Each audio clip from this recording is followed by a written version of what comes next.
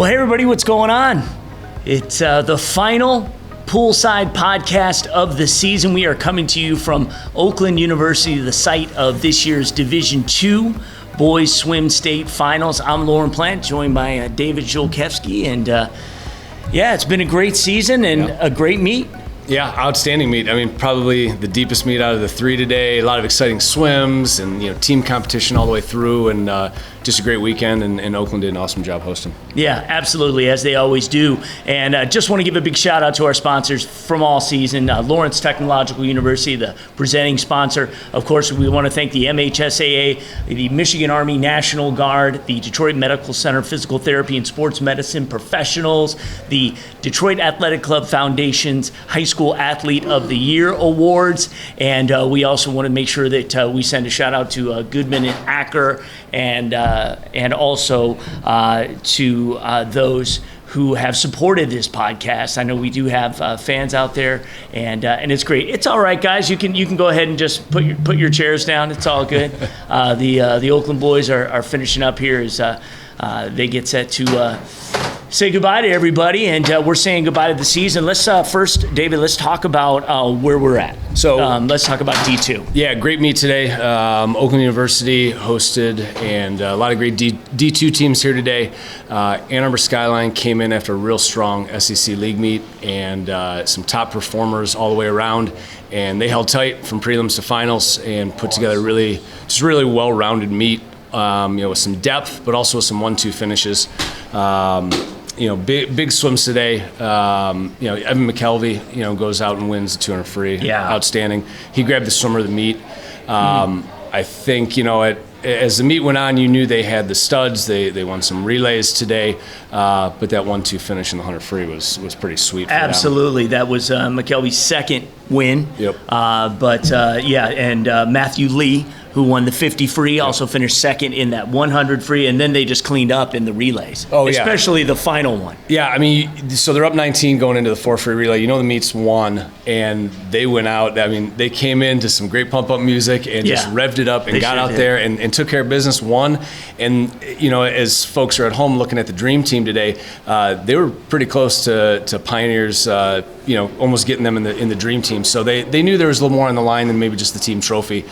Second fastest time in the state this year. And it's one thing to come in the favorites. It's another thing to go ahead and do it. They were outstanding. We want to give some shout outs to Ben Kerninawan, I believe is how you say it, who won the butterfly. Yep. So that was outstanding for him as well. And they just really competed in pretty much everything that they were going up.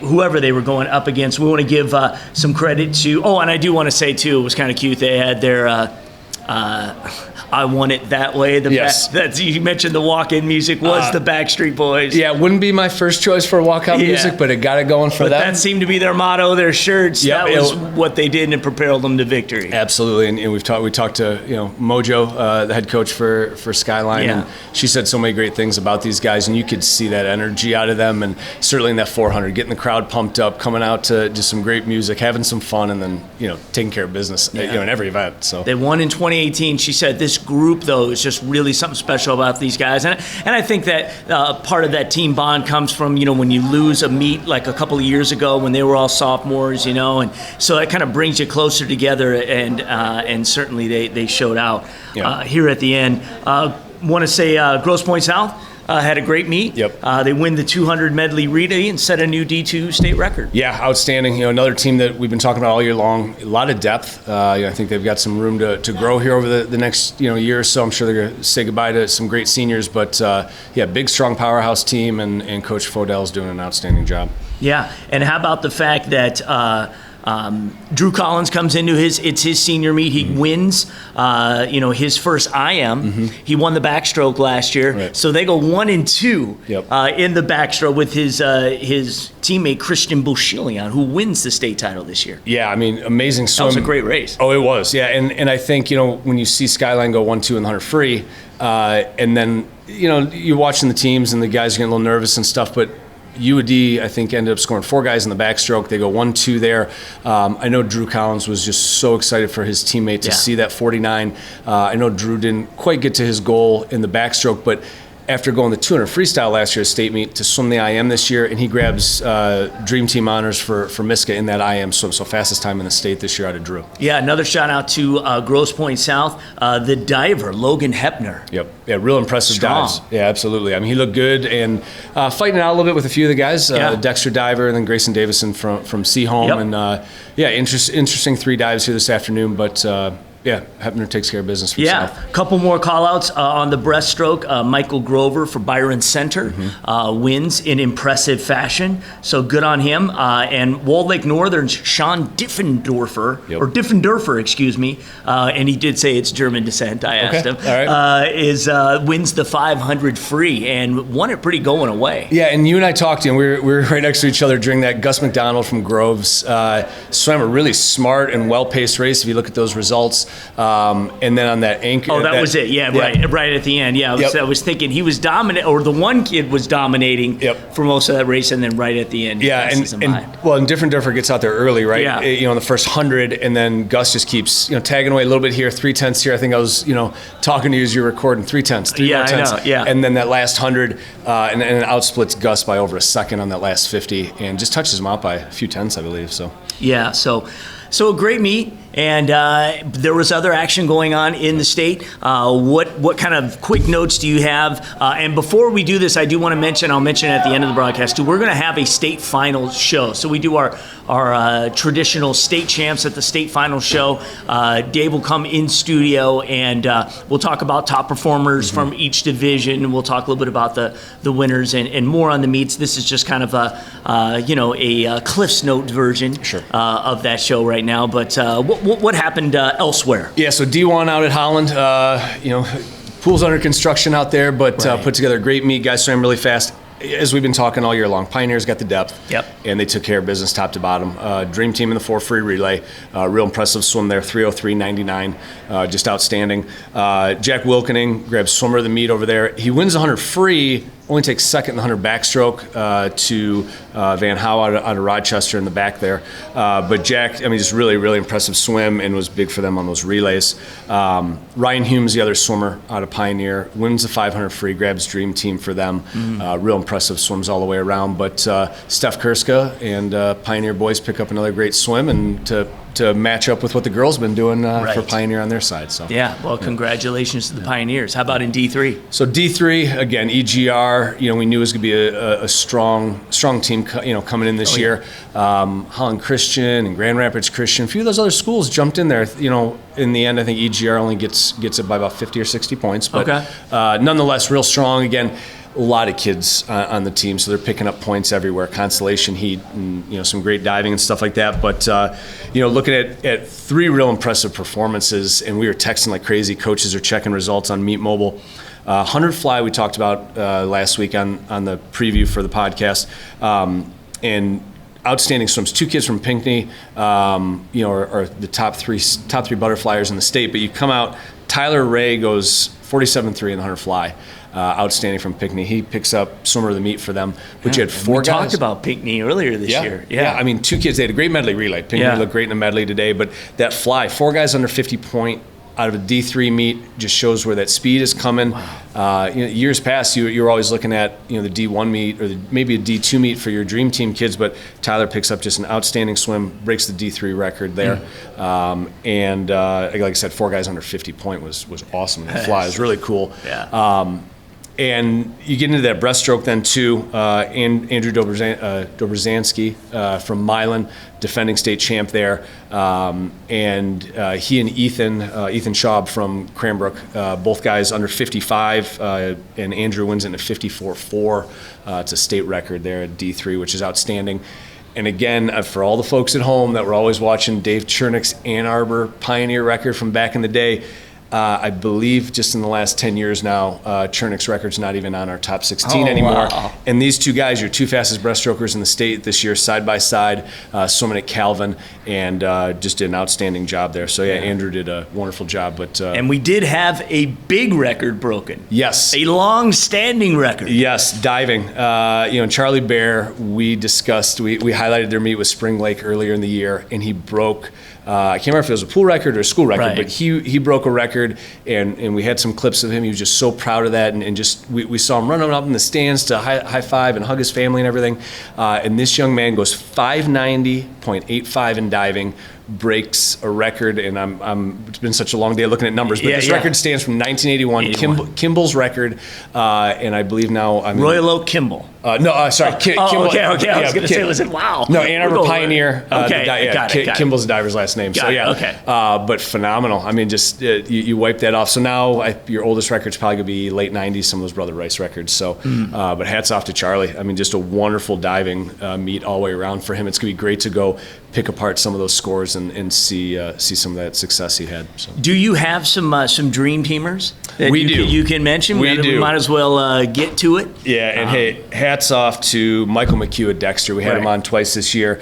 Before he even got off the pool deck today, he had the dream team for us. So, exactly. So Ann Arbor Skyline, we talked, Evan McKelvey picks up 200 freestyle for us. Drew Collins, 200 IM. Outstanding job for that young man. Looking forward to see where Drew is going to narrow down his decisions on college. So I know he's still up in the air, and we're here at Oakland today. I know they're looking. Mom and Dad swam here. So they're pushing, trying to get some of that family lineage going. That's right. 50 Next Vander K, right? Yeah, absolutely. Absolutely. Yeah. So 50 free, Charles Brown, we talked about quite a bit this year. Did a great job at 20.32. Diving, Charlie Bear. Again, you get a state record. At that old, you're going to do it. 100 fly, we mentioned already, Tyler Ray out of Pinckney. Great job in the 100 fly. 100 freestyle, Jack Wilkening did just a wonderful job there. Goes 45.0, pretty impressive swim for him. And his teammate then picks up the 500 free. Ryan Howe goes 426.65. Pretty cool. 100 backstroke, Jack Van Howe out of Rochester.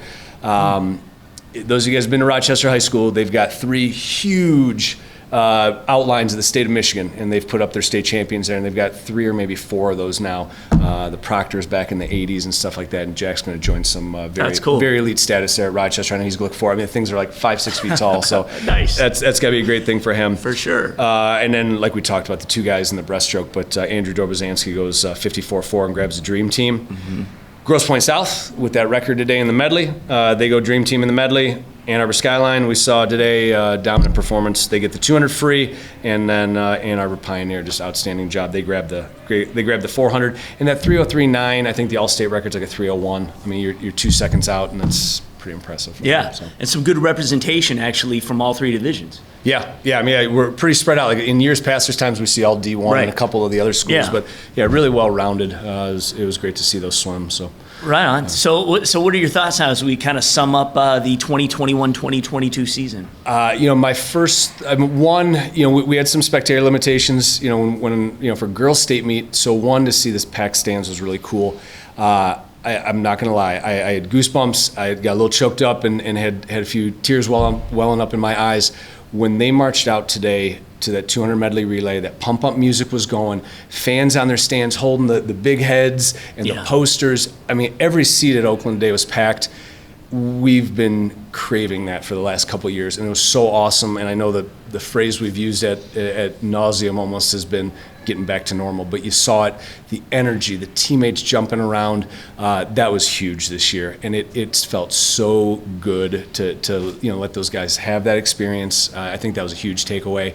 Talking to fans up in the stands, over the weekend, and the coaches on the deck, really, really happy with the performances. You had seniors this year.